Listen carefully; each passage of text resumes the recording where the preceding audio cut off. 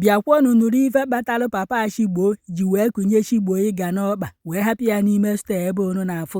Unu echetatịrị ndị vidiyo na-agagharị n'ihu akwụkwọ tata m wetara unu maka na ya bụ akụkọ bụ n'Igbo Ukwu ka o melụ. Nwata nwa okorobịa a na-akpọ Chigbo, onye nke a na-akọwa nọọsụ 5 years ka papa ya kunyere ịga n'ọkpa wee hapụ ya n'ime shọpụ ebe anụnwa nọ, nke bụzi na ndị yuutu bịara wee na-asị n'otego fafudebere Chigbo nọọsụ 5 years ka fafudebere ya nọ na-aba jụọ Papa Chigbo kedu ebe nwa unu osi onye a na ojebere obodo oyibo. Onye nke a jụọ ya echi niile osi anya ajụzina ya na ọ gbasaghọrọ ya na ọghọ nwa ya n'ọnwa nyanwa na Chigbo dị ndụ nwa na ọ gbasaghọrọfa n'ọnwa nyanwa ka ọ bụ, nke bụzi na ndị yuutu nụrụrụ n'igwe wee bịazie na be Papa Chigbo wee na-asị Papa Chigbo nya gwafa ebe Chigbo nọ, ọ bụ na o ji wee si oke ite nya gwafa, ọ bụrụ na o gburu egbu nya gwafa, ọ bụrụ na Chigbo nọ na nga nya gwafa, ọ bụrụ na o nwere ebe ọ nọ nya gwafa na ọtata kafa ya amakwa n'ebe Chigbo nọ, nke bụ na nya bụ ife butere nghọtafio n'isi Papa Chigbo na ndị yuutu maka a na-akọwa na Papa Chigbo a unu fụrụ ebe a na-akata aka dibịa ama ọkala mmadụ ọkala mmụọ, na ebe unu fụrụ ndị yuutu na-ajụ ya ajụjụ na ndị yuutu nwa na-atụkwuduri egwu wee na-ajụ Papa Chigbo ajụjụ maka na ọ na-abụ onye jụọ ya osi ya na ya eme nke nwa fa na ndị yuutu a na-apịrị ya ebe anụnwa, nke bụzi na ndị yuutu chọzi kafa nawa wee si na echi ya kafa ya abịazi kafa mee nyocha na nzacha na be Papa Chigbo mmadụ na Chigbo a na ebe anụnwa. Onye ka Chigbo onu nọ n'ime stọọ ebe nna ya kere ịga n'ọkpa wee tie mkpu n'oke ọnụ wee si ndị yuutu nekwanụ m ebe ahụ nna m kere m ịga n'ọkpa since 5 years ka m nọkwa ebe a. Ọkwọ ntu a ka ndị yuutu si wee jezie wee fụfoto unu na afọ etinyere n'ihu ebe anụnwa. Unu echetara na ekwughị ife kpatalụ eji wee kunye nya bụ Chigbo ịga n'ọkpa. Bịazienụ ka unu nụrụ ife kpatalụ Papa Chigbo ji wee kunye Chigbo ịga n'ọkpa.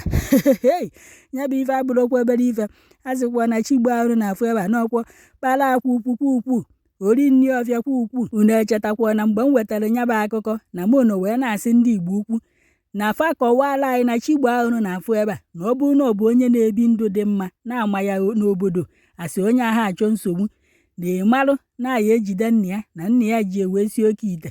Ọ bụrụkwarị na Chigbo ahụ na-afụ ebe a na-ama ya n'obodo asị onye na-ebi ndụ aghara, onye na-agba gafee ife efuo maọbụ ndị na-aṅụ nna bi n'ime ọfịa maọbụ ndị isi mkpụrụ mmiri. Ị marụkwa na ntụ nna ya si wee jide ya na nya bụ ife dịkwa mma na ndị be anyị tụkwara inu kama ofu mkpịsị aka ya alụta mma n'ozu ọha ọnụ na ọkakwa mma na-egbujipụ nya bụ aka ka i werụkwa ndụ wee mere ife ka nya bụ Chigbo ghara imetakwa nke Soludo ya eji katapila wee bịa kwarisia ụlọ nna ya maọbụ ọ ṅụcha mkpụrụ mmiri otu mbọchị o were mma na ọgụ chụgharịwa nna ya ma o gbupụ ya iti ma ọ chụba nne ya. Unu ma ife ndị mkpụrụ mmiri na nne na nna fa na-agbarị na nke ikpeazụ a. Bịazienụ ka unu nụrụ akụkọ ife kpatara eji wee jide Chigbo. Ịnụsizi anya bụ akụkọ dị ya asị ya na nna ya ka eje wetakwuru ịga makwa ya n'ukwu ya mma hapụ unu ka unu gee ya unu gechazie ya ka m wee ka agbara unu ife m chọrọ ịkọrọ unu. Asị na tata ya ma na ya mma Igbo ni ya ebute happy weekend to all the lovers of Igbo Ukwu. Biko achọrọ m iji owela wee clarify ihe post na platform maka ọtụtụ kọọlụ abịago ịghọtago ihe ọjọọ bụ ihe ọjọọ, ihe ọma dị mma onye bụzi nwatakịrị onwe onye a bụ etichi ga n'ọnụ ọgbụpụ. So biko ụmụnne m unu n'anya ebe anyị aba aga ụdọ onye afọ dị mana ba aga ụdọ eburuo na akwụkwọ ụzọ ezighi gbadaba ya kụtụ ya stret ya afụ signboard aga ụdọ ọ na-emete dibịa ofụma ịghọtago side ezighi. So ihe abụ one of his son amaghị nke ọdịọkpara ka ọ last born ya mana ọnwa nwoke. So the boy bụ deri, the boy na-ezu kpanakwụkwụ ihe ọ na-ezu kpanakwụkwụ omenụnụ a na-atụgbu ụkwa ka a na-ebuwe ụkwa na-amachacha ụkwa. The boy na-ezu ihe ọ na-ezu adịghị mma. Even ọ bụrụ na aka hapụrụ the boy na ịga Igbo Ukwu nwere ike sefu ede 20 mechiri na na-efu na nkwụ Igbo ebe a na-ele ọkọ n'ihu nkwụ ebe aka ya ka igoro ọka anaghị mechiri go. The boy na-ezu ncha ihe ọ na-ezu adịghị mma amaghị nọ na Mahmud nke ohi nke dị ya maka abịa mkpọba ndị ezi ihu maka ebiri m n'ezi ihu oge mpere mpe nwanne my father.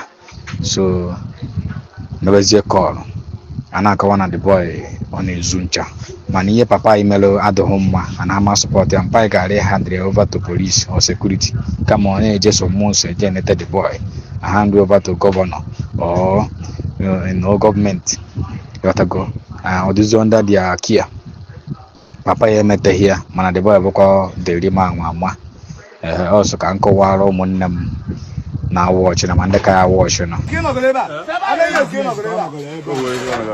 Nothing.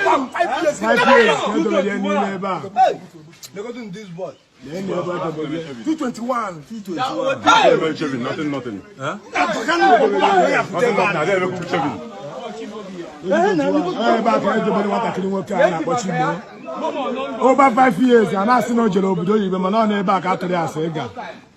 Double bass is over 2021. I had as a corner of Yana, Ibuku Bayan, Bo Ezi. I can't wait when you came.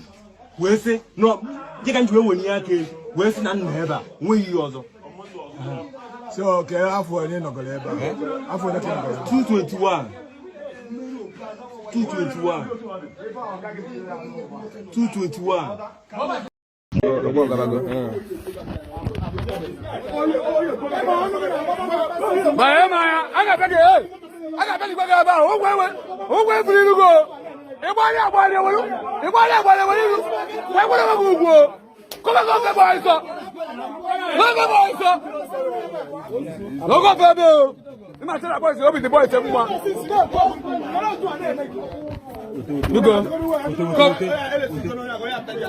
Okay, na bia na ekwu okwu ya. Oki no 5 years ga na atọ mmanya ya. A na-atụ ya mmanụ ka ama ka ọ ga-agbape. Ịnata, ọ nwa mmadụ ga-eji ihe a.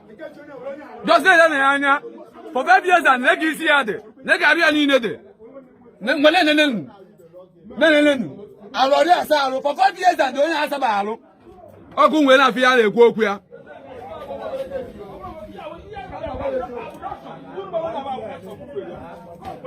Nana ki isi nwoke si achọ na negola isi anya na kamera iwe ma ọ bụrụ egwu maazi onye maazi ki ya nda oke mu afia kon susu so ba po eso wota ye ka kia una ma oke ki nwere nwa yo madam azuka nwere nwa mgbe mbebule ba before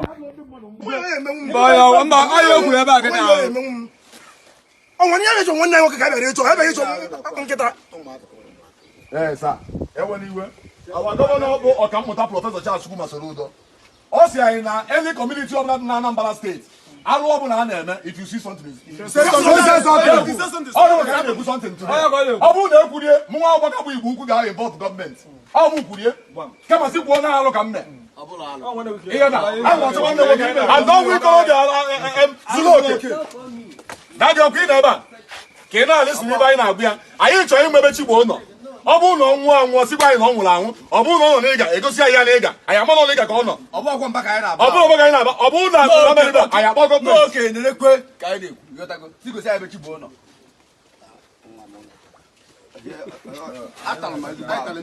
anyị ta nnukwu alụ mana egosi anyị ebe Chigbo ụlọ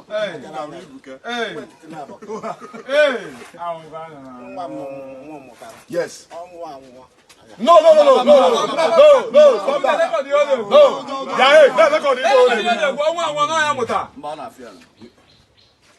How you work with you? I am not government. Obu government. I am not government of Anambra State. Obu no Lagos State. I am not Lagos State. I just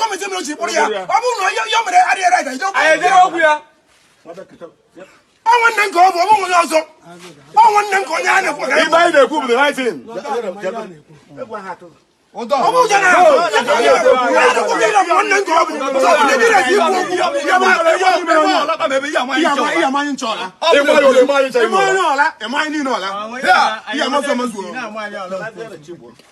I tell you, yeah, see video, okay, video even.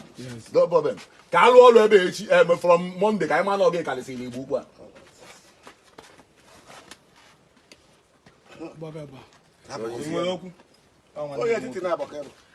Number you did now. I never mind. It's number you did now. I swear down. I'm going to hear money. I didn't surprise you.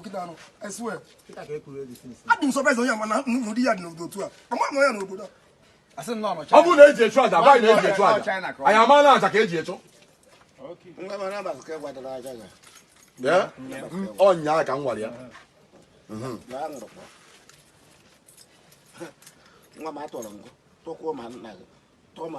Ade ekwu okwu ọtụtụ ibe a na-ekwu bụ gosi ebe nwanne anyị nwoke nọ ibe a na-agba bụ gosi ebe nwanne anyị nwoke nọ anyị chọrọ ime ebe nwanne anyị nwoke nọ ọ bụrụ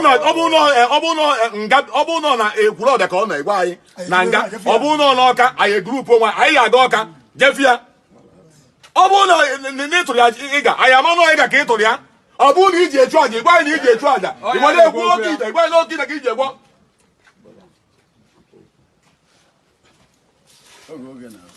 those na capture dị niile ọ na-ekwu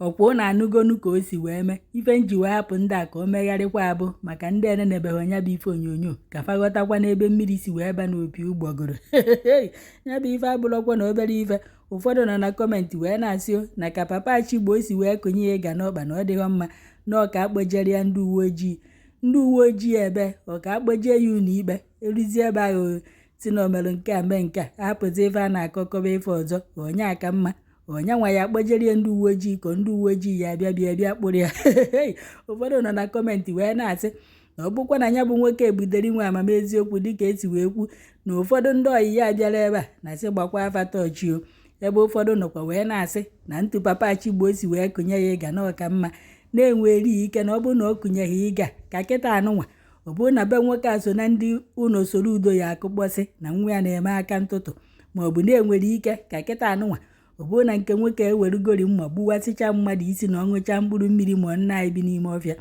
wee sị ka m wetara onye kedu ife i chere ife nna ya mere ọ dị mma ka ọ dị njọ mụ ahakwa sọpọtụ mmadụ n'izu ochi maka na ndị ochie unu na-afụ ifefa megoro ndị mmadụ adịghị ka akọ na-analụ mmadụ ife ụfọdụ na-anara ya n'ike were ife kụjie ya aka ma ọ gbajie onye ahụ ọkpa ma ọ gbuo ya egbuo ụfọdụ bụrụ ndị ezugoro oshi tata anụnwa fe nwezi ifefa na-eme jee na chọpụ fa bukọta ifefa kedu ka onye ibukọrọ ifie ka o ya esi wee gbawakwa ọzọ ebe ka o ya esi wee weta ego maọbụ na mmadụ goo moto ije zuru maọbụ na ego mechi na izuru ka onye ahụ ya esi gote ọzọ ndị anụnwa na-asịsị tọya pịa kịta ozugbokwa oshi unu nwa ya daa kọmpren kwa